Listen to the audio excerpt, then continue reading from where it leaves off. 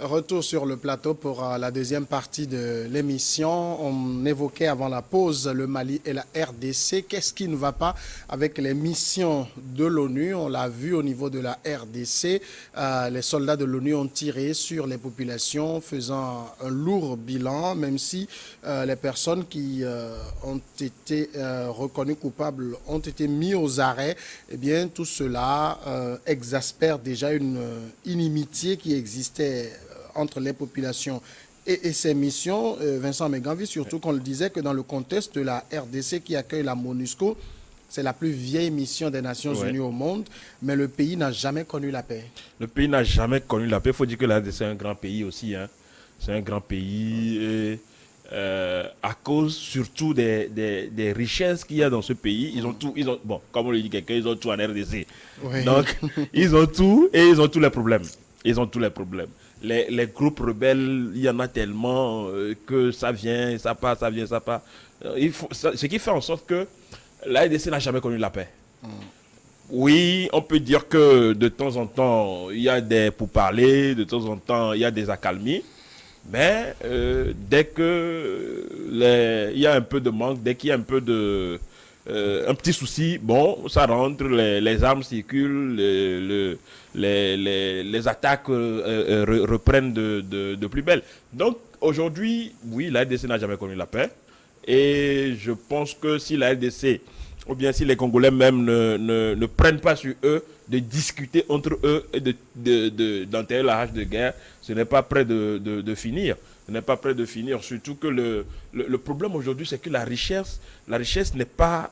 les gens pensent que la richesse n'est pas équitablement partagée entre les populations. Et qu'il y a une partie qui garde tout ce qu'il y a pour elle et que les autres sont faits comme des rats. Donc ce qui fait en sorte que chacun veut avoir sa part de richesse et les groupes armés se forment et les rebelles, que ce soit les rebelles, les groupes armés, et ça attaque l'armée républicaine, ce qui fait que tout le temps, ça se répète. C'est un peu petit recommencement. Aujourd'hui, on a la crise, on fait les discussions, après, on enterre un peu la hache de guerre et après, ça reprend de plus belle. La MONUSCO, ça fait depuis 1999 qu'ils sont là. Moi, je l'ai dit tout à l'heure, ça fait que depuis 1999 qu'ils sont là. Et qu'est-ce qu'ils ont fait depuis 1999 jusqu'à ce jour pour ne pas ramener la paix? Et quand est-ce que la paix va... Si on veut compter sur cette mission-là, quand est-ce que la paix va revenir en RDC? Ce ne sera pas aujourd'hui. On va peut-être attendre encore c'est sur ce point que je rejoins mon cher ami Germain, pour dire que oui, c'est un échec qui ne dit pas son nom. Ce qu'ils ont fait de 99 à aujourd'hui. Quand je dis que c'est un bilan mitigé, pourquoi je dis que c'est un bilan mitigé? Parce que tout n'est pas noir. Ils ont évité, il y a des moments où ils ont évité vraiment des bains de sang, il y a des moments où ils ont protégé vraiment les populations, parce que des fois, quand les rebelles ou bien quand les gens s'affrontent, on ne fait pas la différence entre les populations et les adversaires. Des fois, on tire sur tout ce qui bouge. Mais ces missions-là ont essayé un tant soit peu de protéger les populations. Mais il faut noter aussi que ces missions-là, qui sont ces éléments qui rentrent dans ces missions? Ce sont nos soldats. Ce sont nos soldats ici en Afrique. Pas forcément des gens qui viennent de l'Europe, hein, ou des États-Unis ou d'ailleurs. Beaucoup viennent de nos pays africains aussi et qui participent à ces troupes-là. Et quand vous lisez des fois même dans les accords, mais il y a des pays qui refusent même que leurs militaires aillent en attaque, que les militaires rentrent en combat. Parce qu'ils sont là pour maintenir la paix. Ils ne sont pas là pour rentrer en quelque sorte, ils ne sont pas là pour mourir pour vous. Hein. Voilà, en quelque sorte, ils ne sont pas là pour mourir pour vous. Donc tout ça là, toutes ces choses-là font en sorte que oui, la paix est difficile à obtenir en RDC aujourd'hui. Et puis je pense, Vincent Meganvi posait une question avant la pause. Si on doit parler de paix, que ce soit au Mali, que ce soit en RDC, c'est d'abord les soldats, l'armée de ces pays-là. Voilà.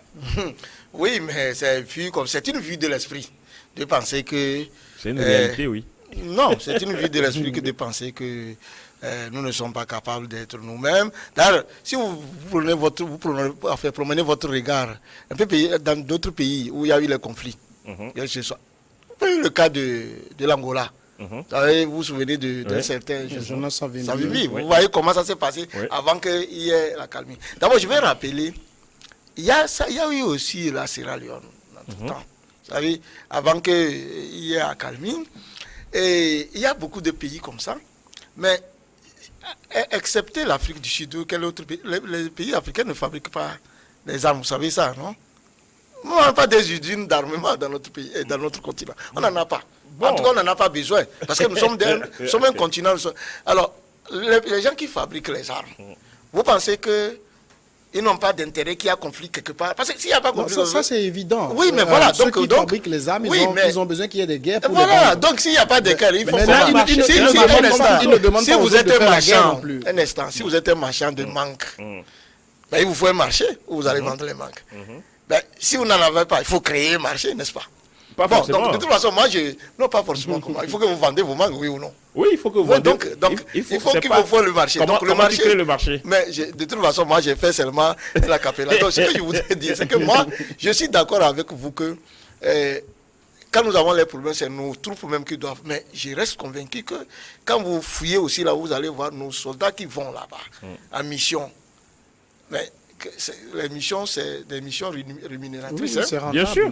Voilà. Bien sûr, on a parlé tout à l'heure du budget de la MINUSCO. C'est le plus lourd budget. Hein. Voilà, donc, c'est des milliers de milliards de dollars. Voilà, vous pensez que la majorité des décès sous la viennent d'où?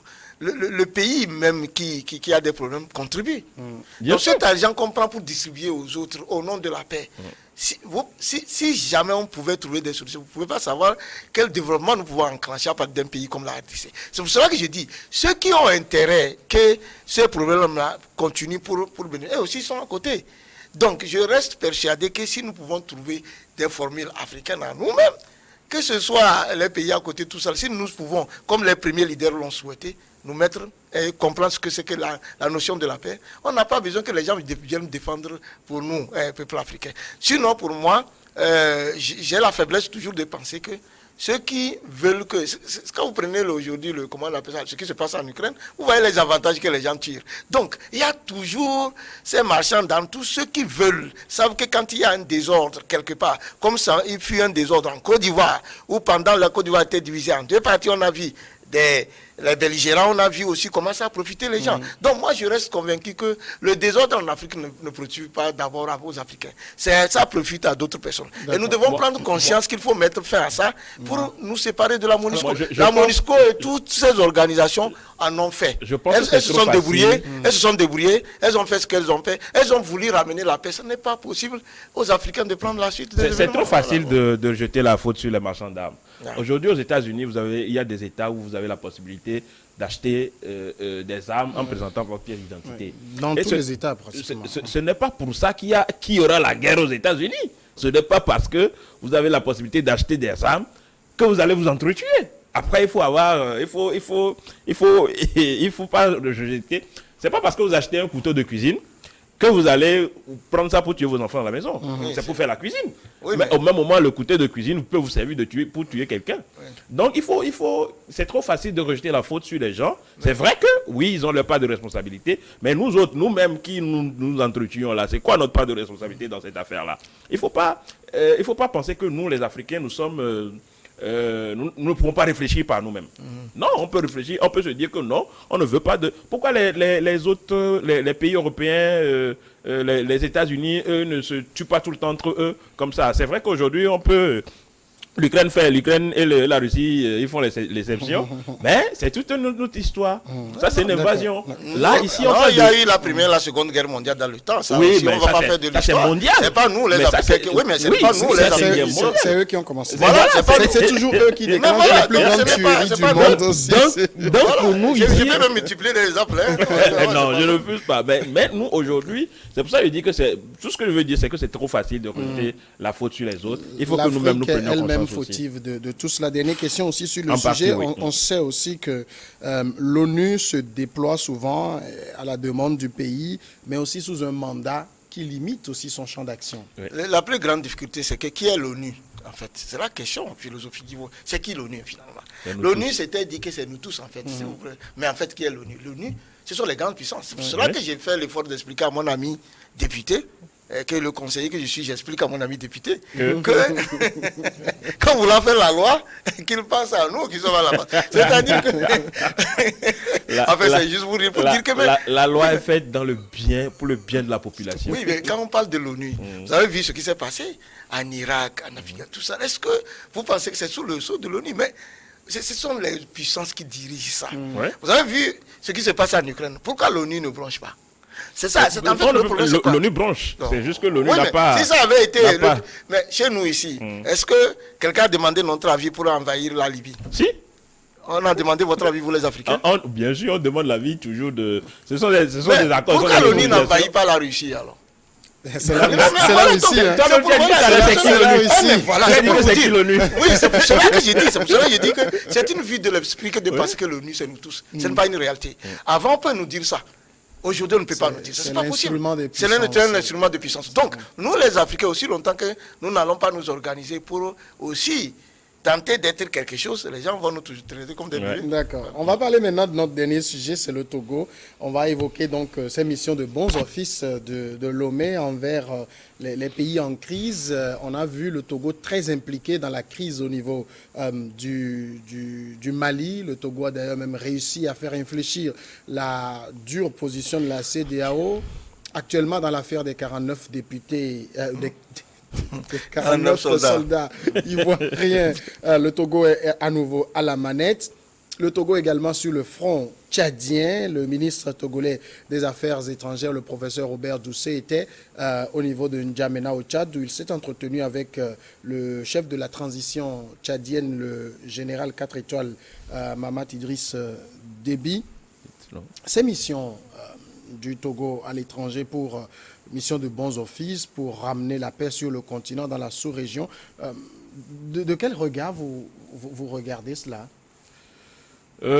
En tant que Togolais, je pense que c'est pas une mauvaise chose en soi, parce que c'est le nom du Togo qui est mis en avant. Aujourd'hui, tout le monde s'empresse à dire que oui, c'est grâce au Togo que le Mali, il y a eu un terrain d'entente entre le Mali et la CEDEAO.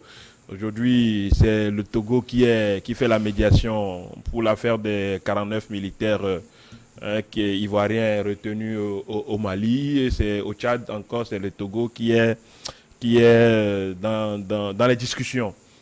Ça veut dire que nous avons une diplomatie qui est assez forte, qui est assez... qui travaille beaucoup.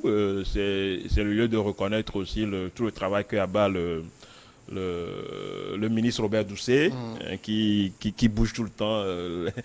Les gens ont tendance à dire qu'il est toujours en 2 avions.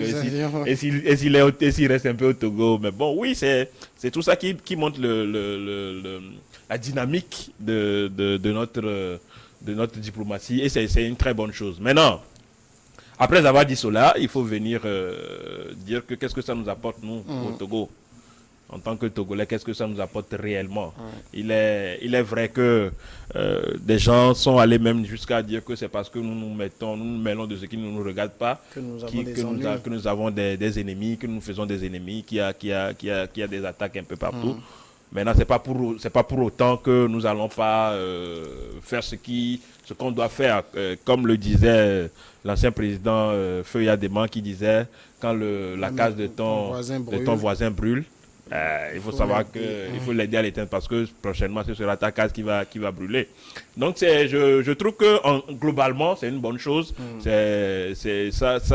Ça donne un peu de lueur, si on peut, un temps soit peu, essayer de résoudre les problèmes là, ça donne un peu de lueur à ces populations aussi qui souffrent avec ces crises là, parce que le problème au Mali, ce sont pas forcément les dirigeants maliens qui ont subi les conséquences, mais c'est le peuple malien c'est le peuple malien, mais c'est aussi nous, Oui, nous, la dans la sous-région, oui. qui avait les conséquences. Donc, je pense que ça montre une diplomatie dynamique au Togo et bon, c'est pas une mauvaise chose en soi. Qu'est-ce qui fait aujourd'hui que la diplomatie togolaise est tant sollicitée et rayonne tant? Oui, mais avant de répondre à votre question, moi je voudrais, avec votre permission, vous raconter à 30 secondes une petite anecdote. J'étais à l'époque au collège, au CG Karachut. C'est devenu, je salue par anticipation, enfin par occasion, tous les élèves, les enseignants, qui c'est devenu, je crois, lycée de Karachut, je crois. À mon temps, c'était le CG Karachut. On avait un surveillant, paix à son nom. Il fut un militaire, et à la retraite, il est devenu surveillant. Il était très fort, il était dans la subtilité. Et ce que j'ai retenu de ça, depuis chez lui, j'ai compris que quelqu'un peut être acteur et metteur en scène d'un certain nombre d'événements. C'est-à-dire que le surveillant qu'on avait là, il créait des situations. Vous tombez dedans. Et après, c'est lui qui vient vous dire, sapeur-pompier. Voilà, sapeur-pompier.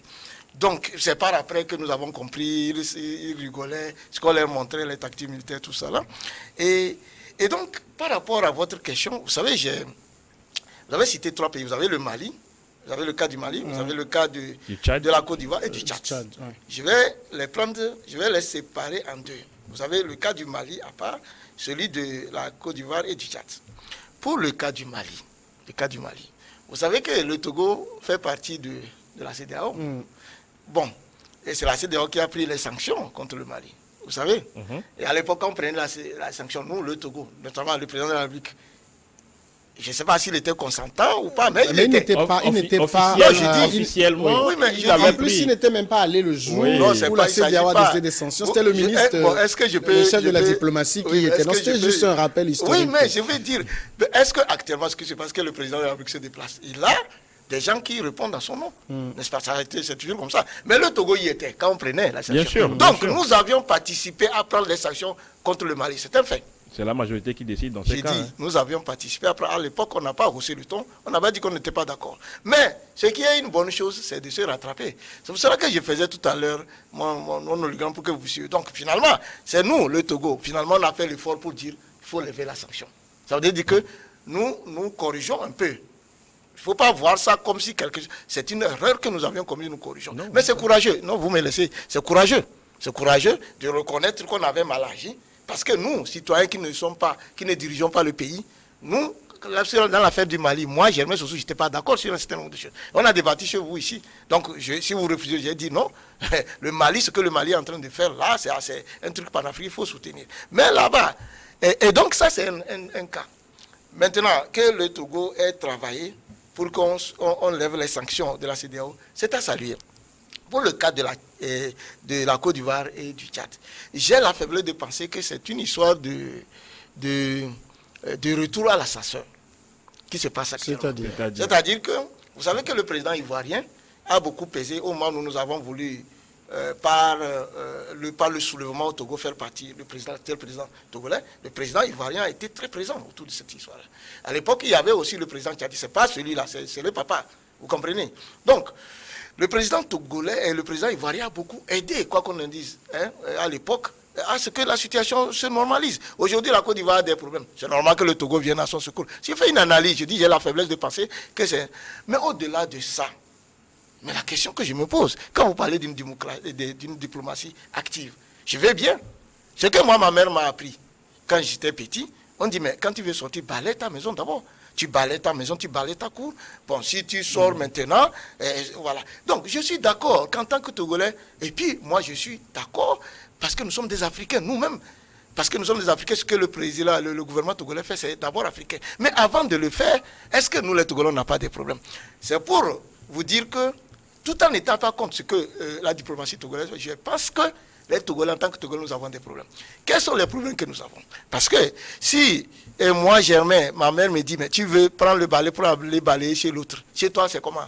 Il faut d'abord voir chez toi d'abord. Donc, quels sont les problèmes? C'est un aspect sur lequel on va revenir. Oui. Donc, voilà. On va parler d'abord de Vincent Megavi, de cette diplomatie. Je voulais juste revenir sur le fait que ce n'est pas forcément deux choses qui sont liées que d'aller jouer la diplomatie. Parce que la diplomatie, c'est vers les autres.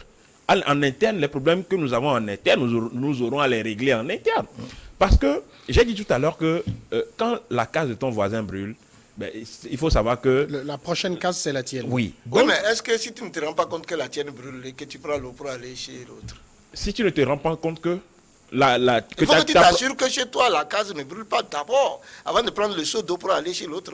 Le problème, regardez par exemple le problème aujourd'hui au Tchad. Le Tchad est un pays qui fournit, qui est constamment dans la lutte contre le terrorisme. Et nous avons le terrorisme à nos portes maintenant. Ah oui, j'en viens. Voilà. Et que c'est le Tchad a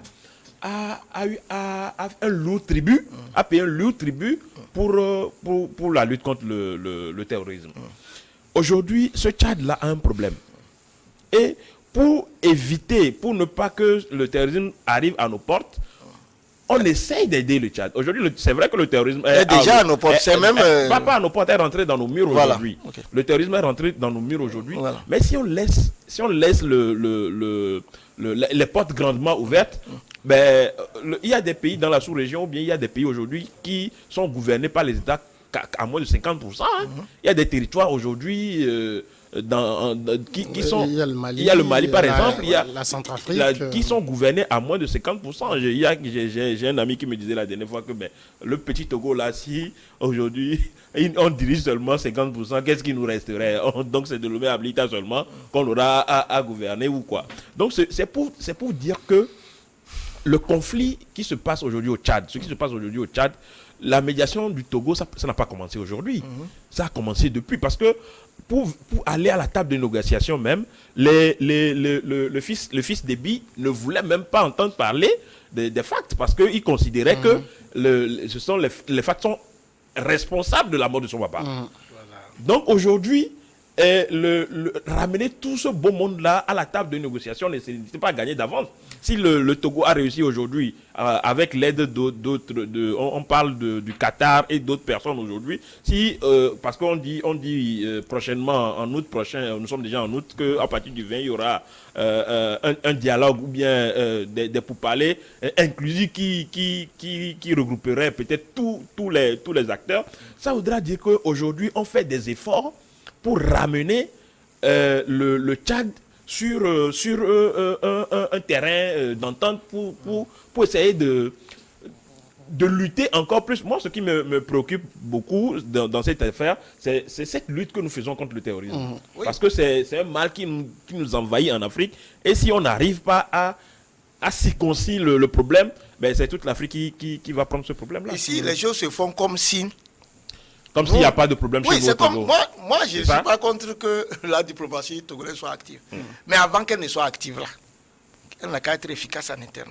Je sais pas si... Alors maintenant, puisque vous êtes pressé d'en parler, revenons-en. Quels sont vos reproches à l'interne? Qu'est-ce que vous voulez voir s'améliorer? Oui, mais il y a beaucoup de choses. D'abord, sur le plan...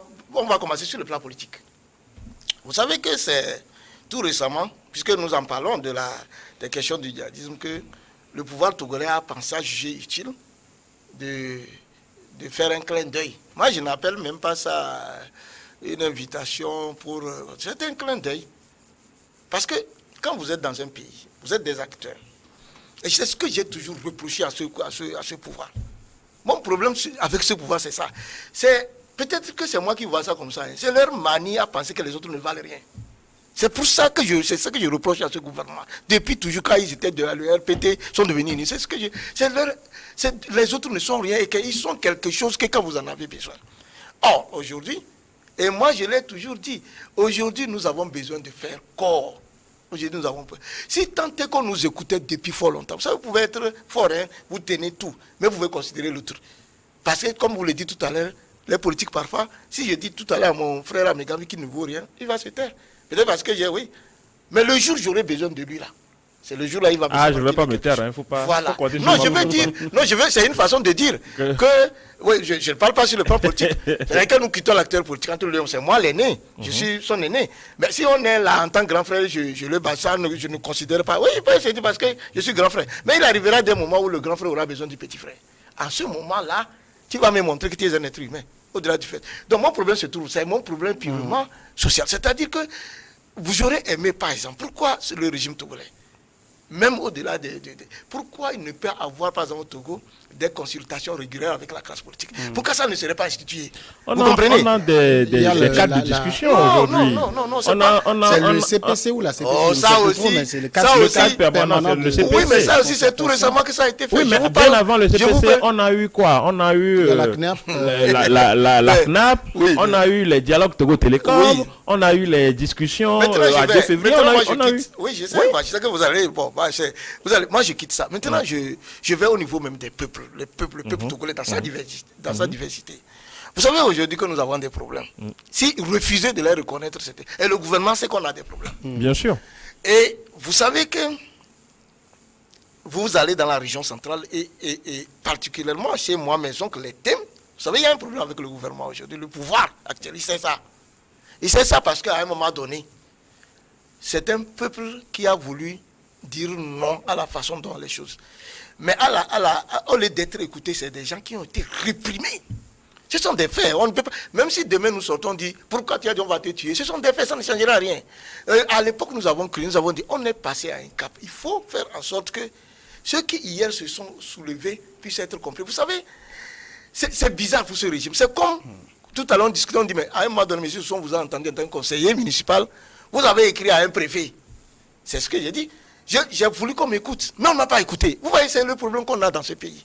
Et donc, aujourd'hui, nous avons besoin, moi je vais bien être à côté du gouvernement, parce que ce que le gouvernement veut, c'est qu'on soit ensemble.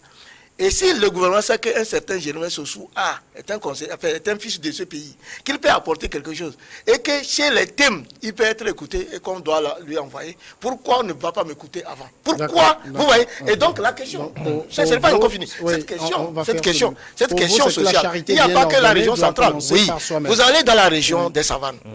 Mais le problème, si on veut faire le tour de toutes les régions, on en a il faut parler chez toi. Ce qu'il dit, c'est que charité bien ordonnée doit commencer par soi-même. C'est bien beau d'aller au Tchad faire asseoir les belligérants à la table, d'aller au Mali faire asseoir les Ivoiriens et les Maliens, mais réussir d'abord à pacifier son pays, à avoir une classe politique qui se fait confiance, à ce que tout le monde s'asseye. Je suis parfaitement d'accord.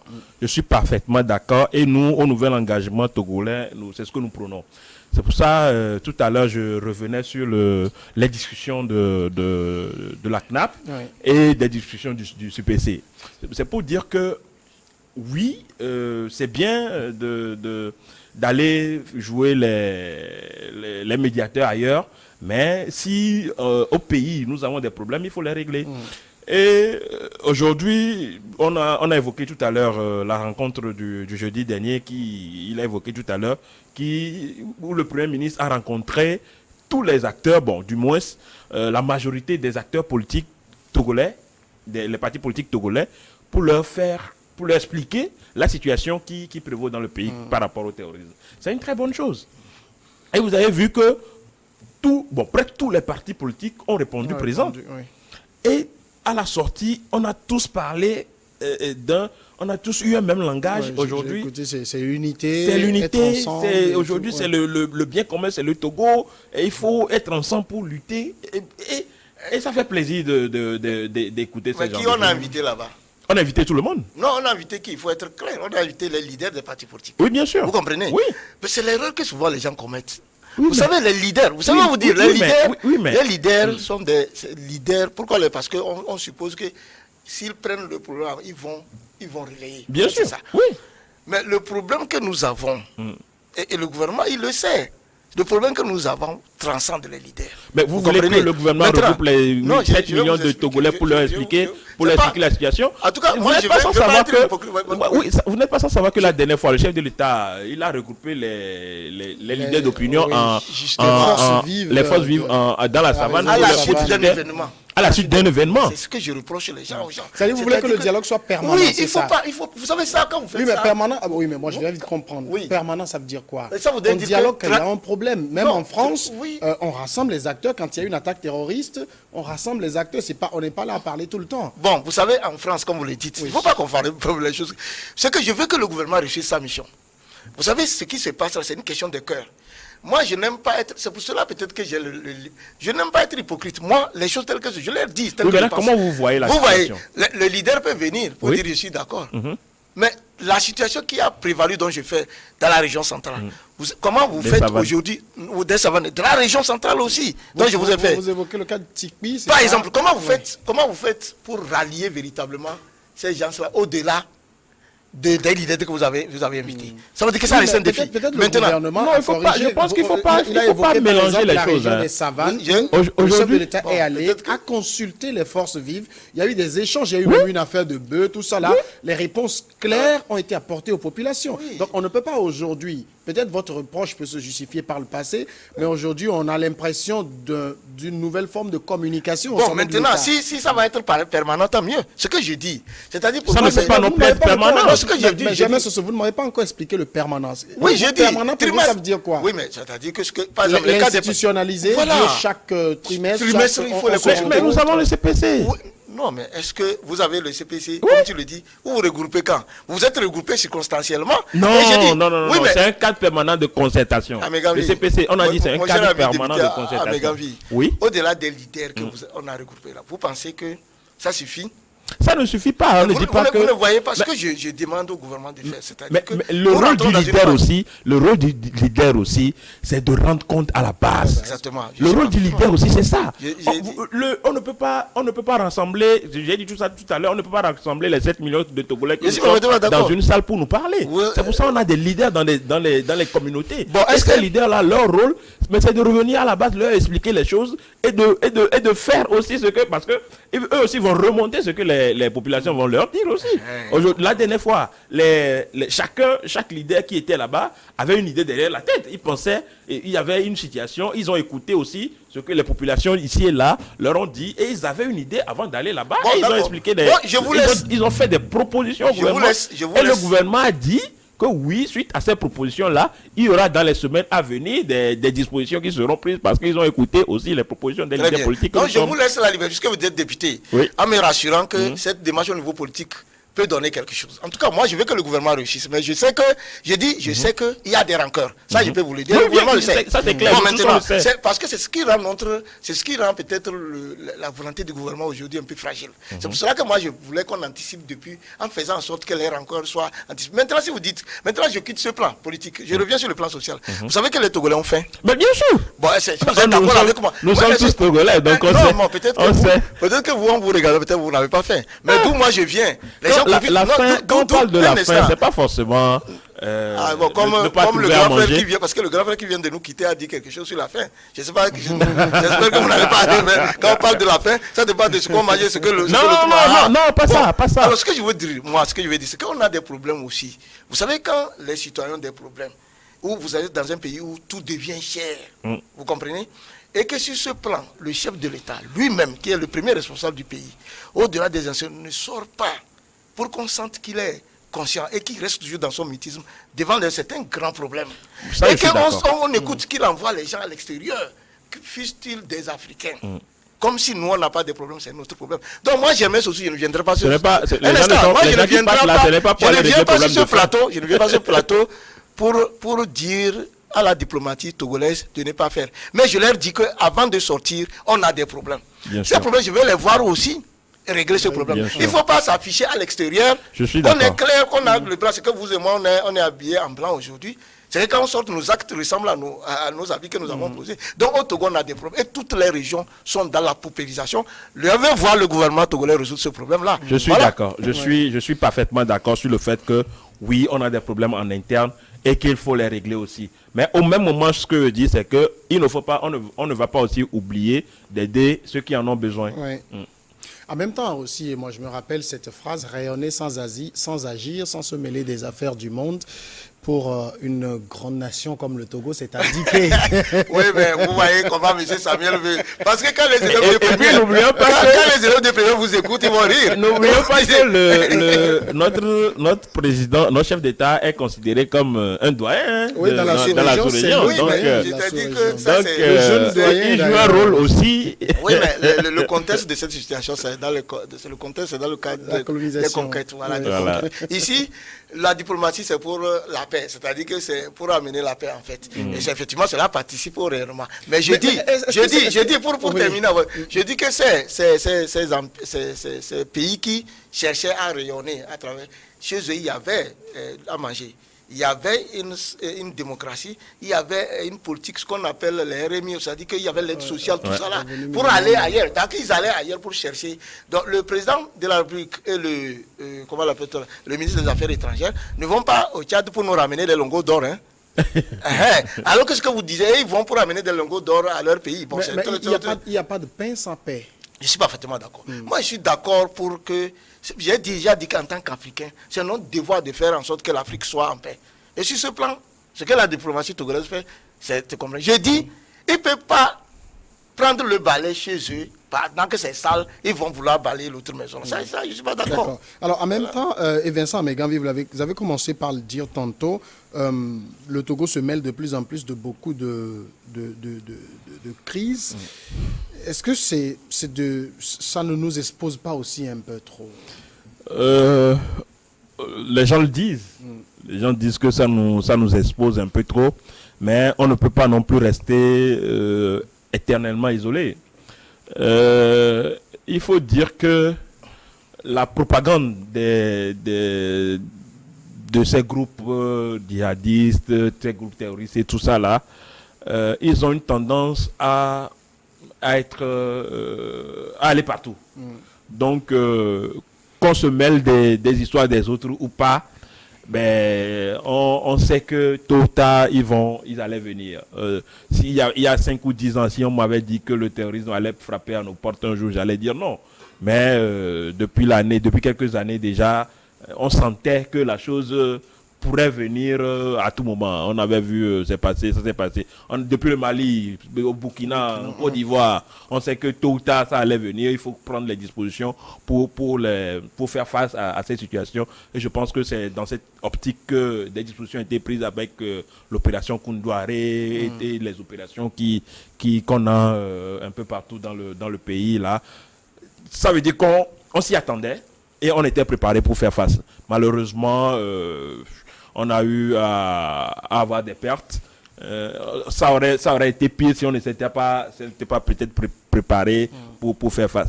Donc oui, que ce soit notre façon de nous mêler des histoires des autres ou pas, on est déjà exposé. L'Afrique est exposée depuis et ça ne doit pas nous empêcher. Le Burkina Faso qui ne joue pas ce rôle est attaqué.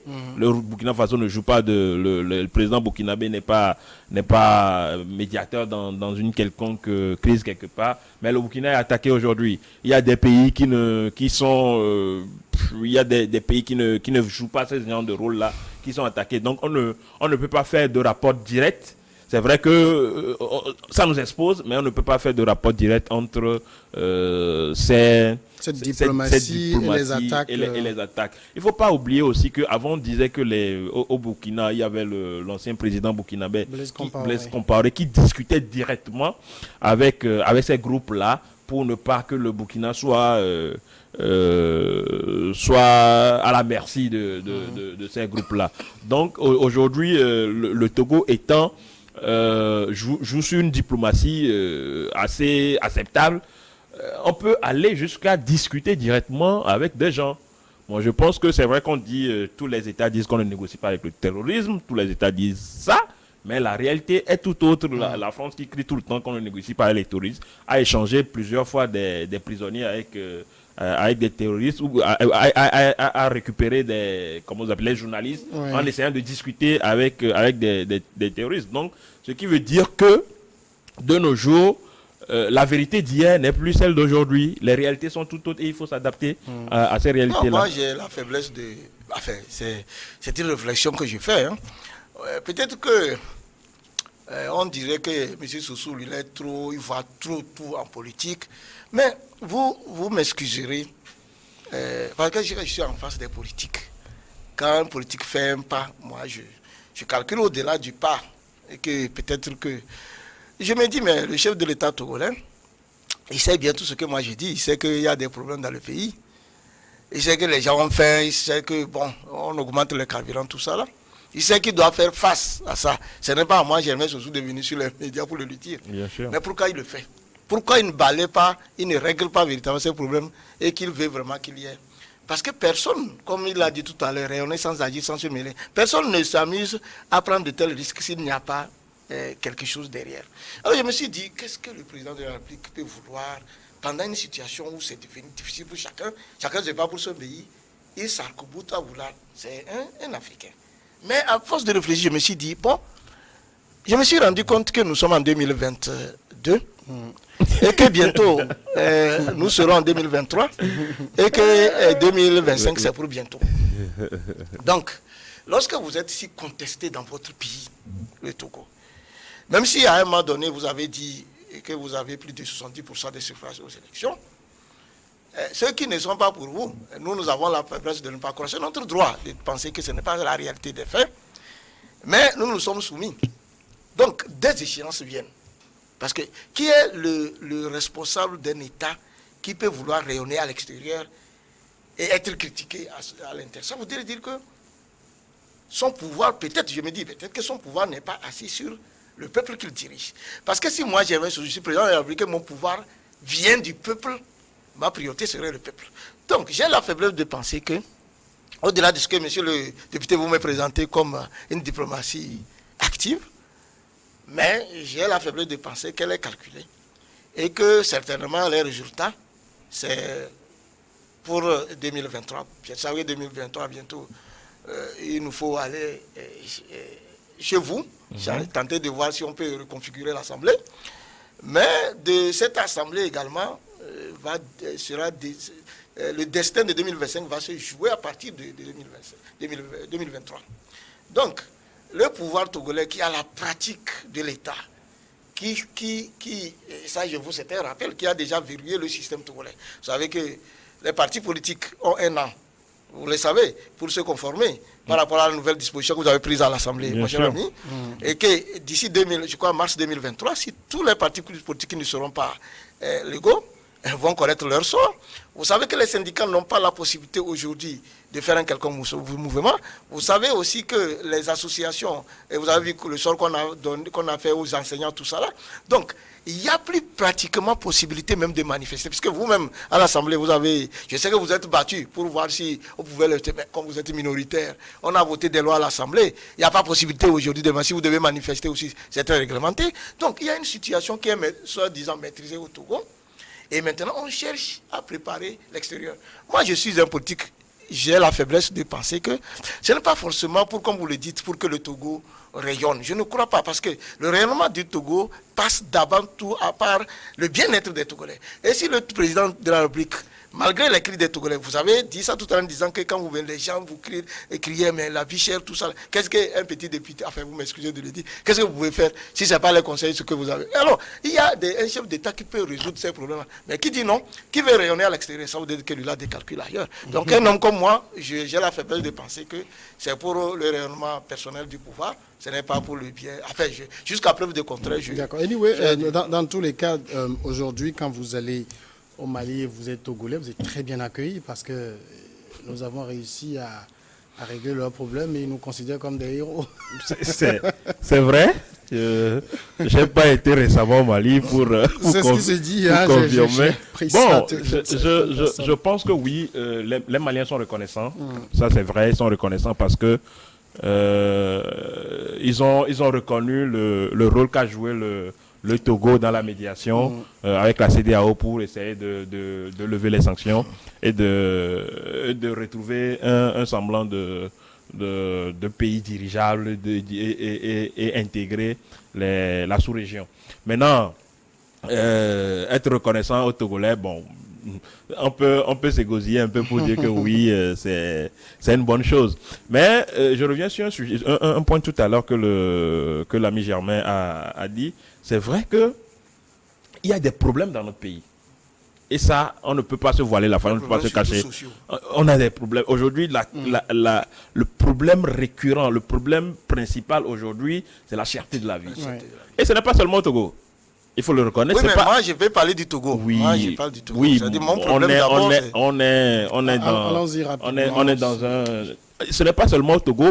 Et il faut reconnaître que oui, c'est clair qu'on a des soucis et qu'il faut les régler. Donc on va essayer d'exhorter les gouvernants à accentuer aussi. Mais sur la question, merci beaucoup. Samuel, sur la question, j'aurais bien voulu qu'on parle de Fatou Namsi. Merci également à tous et à samedi prochain.